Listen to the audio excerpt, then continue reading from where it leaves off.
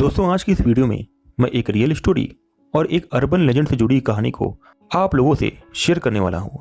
Video शुरू करने से पहले मैं बताना चाहता हूं कि अगर आपके पास भी ऐसी कोई स्टोरी या एक्सपीरियंस है तो आप भी हमें हमारे जीमेल आईडी पर जरूर सेंड करें और वीडियो अच्छा लगे तो वीडियो को प्लीज़ लाइक करें, चैनल को हमारे सब्सक्राइब कर लें, क्योंकि मैं ऐसे ही सच्ची घटना से जुड़ी कहानी को आप लोगों के लिए लाता रहता हूँ। तो बढ़ते हैं आज की कहानी की ओर। दोस्तों, पहली स्टोरी इवान वासिली की है। दोस्तों, ये किसी व्यक्ति का नाम नहीं है बल्कि एक बड़ी शिप का नाम है जिसे सेंट पीटर्सबर्ग में 1897 में बनाया गया था। लगभग 25 सालों तक सब कुछ ठीक चल रहा था कि एक दिन शिप पर मौजूद लोगों को हिंद महासागर से गुजरते समय शिप पर खतरा महसूस होने लगा। ऐसा लग रहा था कि उस शिप पर कोई अदृश्य शक्ति मौजूद है। अचानक से वहां की हवा ठंडी होने लगी और ऐसा लग रहा था कि कोई उन लोगों पर नजर रख रहा है। एक रात शिप पर काम करने वाले लोगों को एक चमकदार आकृति शिप के डेक पर नजर आई।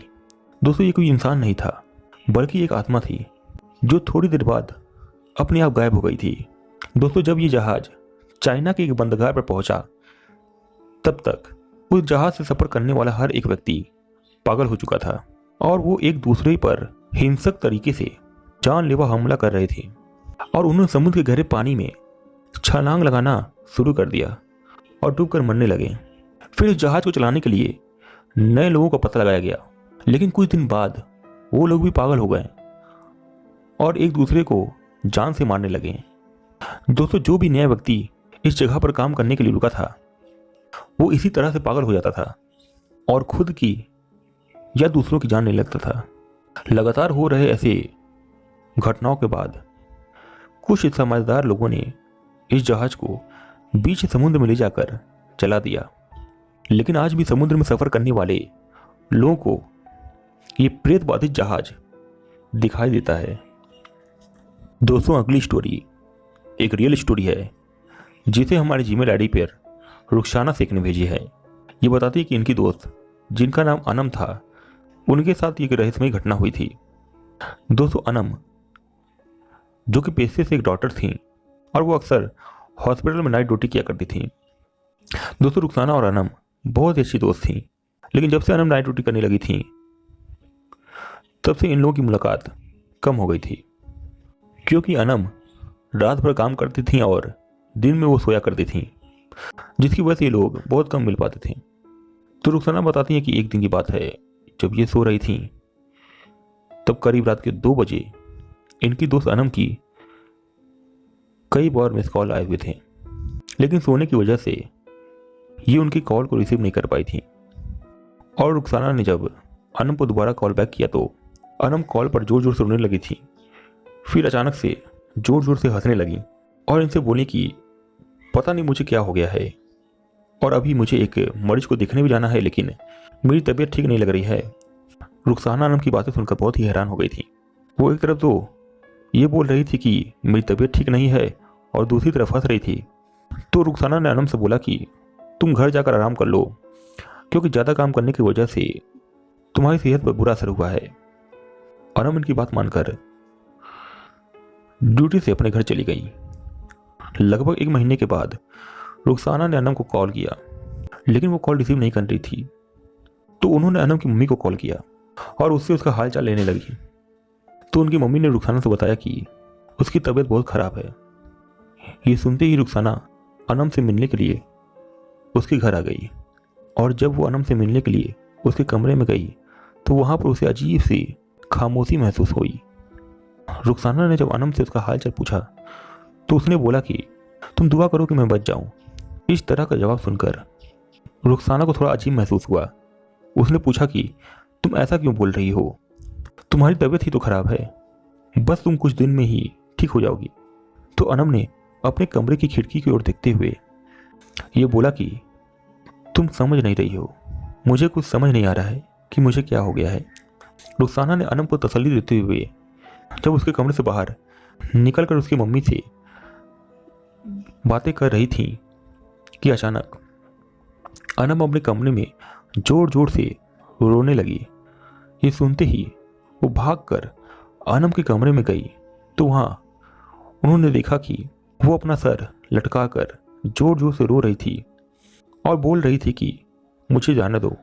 उसकी मम्मी ने रुखसाना से बताया कि बेटा, ये अक्सर ऐसी ही हरकत करती है और पिछले 1 महीने से ये ऐसी हरकत कर रही है और इस पर किसी दवा का असर भी नहीं हो रहा है और मैं समझ नहीं पा रही हूँ कि इसके साथ हो क्या रहा है। रुखसाना ने अनम को उठाया और कुछ देर तक उसके साथ ही बैठी रही। अनम रुखसाना के कंधे पर सिर रखकर बस रोए जा रही थी और बार बार ये बोल रही थी कि मेरी जिंदगी बहुत छोटी है, अगर किसी को मेरी बात का बुरा लगा हो तो मुझे माफ करना। रुखसाना ने यह बोला कि तुम्हें क्या हो गया है, तुम ऐसा क्यों सोच रही हो, तुम ठीक हो जाओगी, बस तुम आराम करो। अनम ने हंसते हुए बोला कि वो मुझको रहने नहीं देगा। ये सुनते ही रुखसाना बोली कि कौन तुमको रहने नहीं देगा।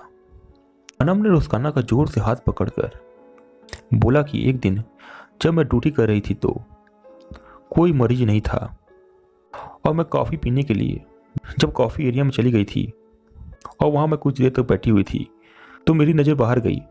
वहाँ पर मैंने एक लड़का देखा था जो करीब 25 साल का था और नीचे झुककर अपने पैर को पकड़ा हुआ था।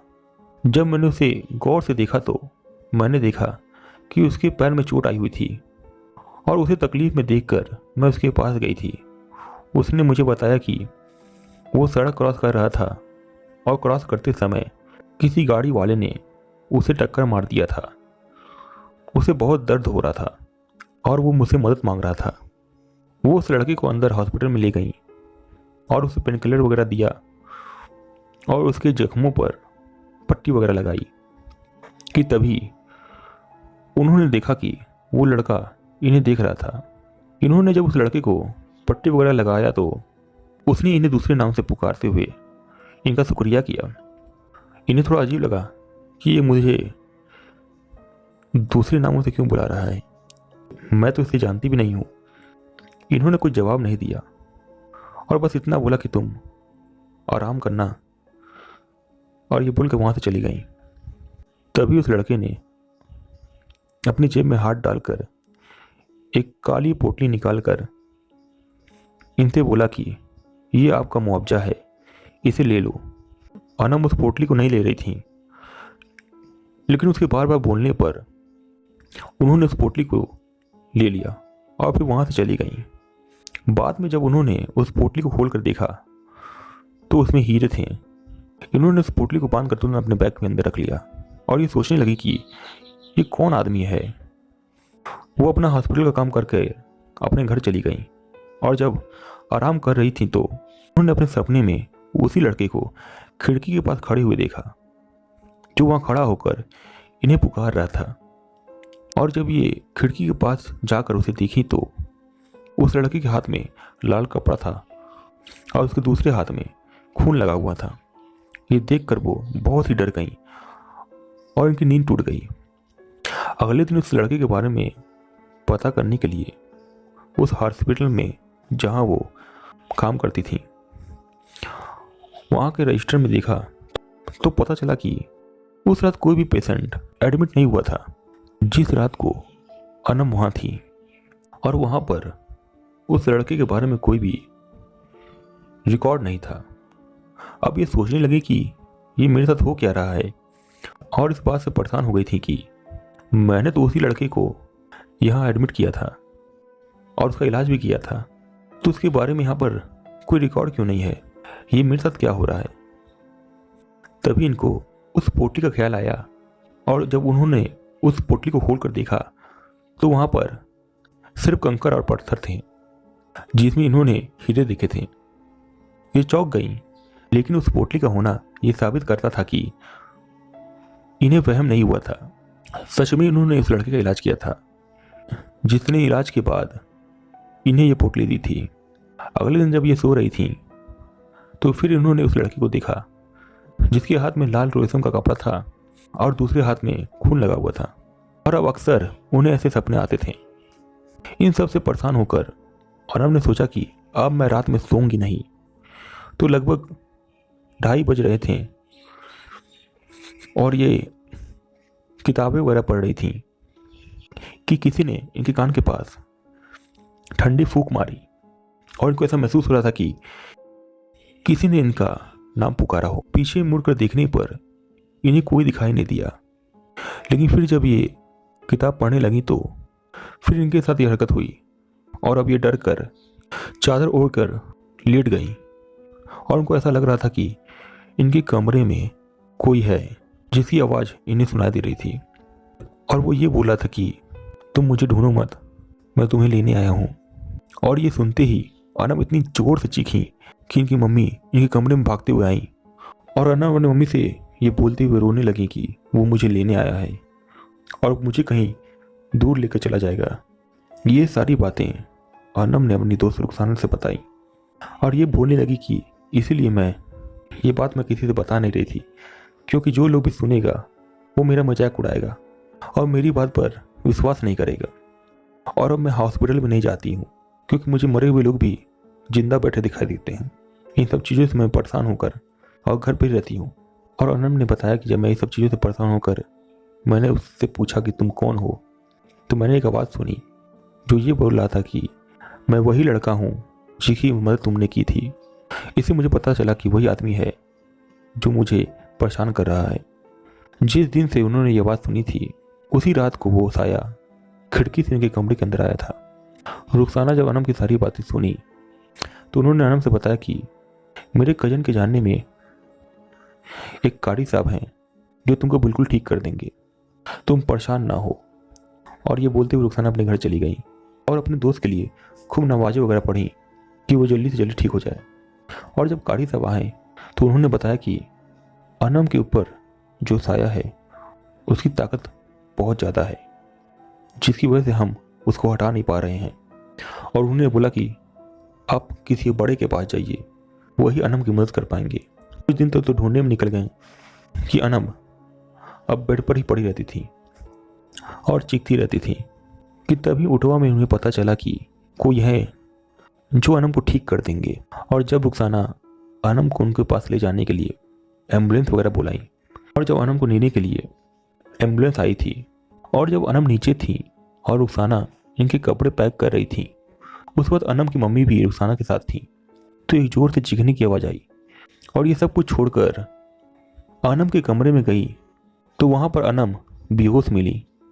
इन्होंने तुरंत अनम को उठाया और हॉस्पिटल ले गई, जहाँ पर लगभग 20 मिनट बाद अनम की जान चली गई और मरने की वजह दिल का दौरा पड़ना था।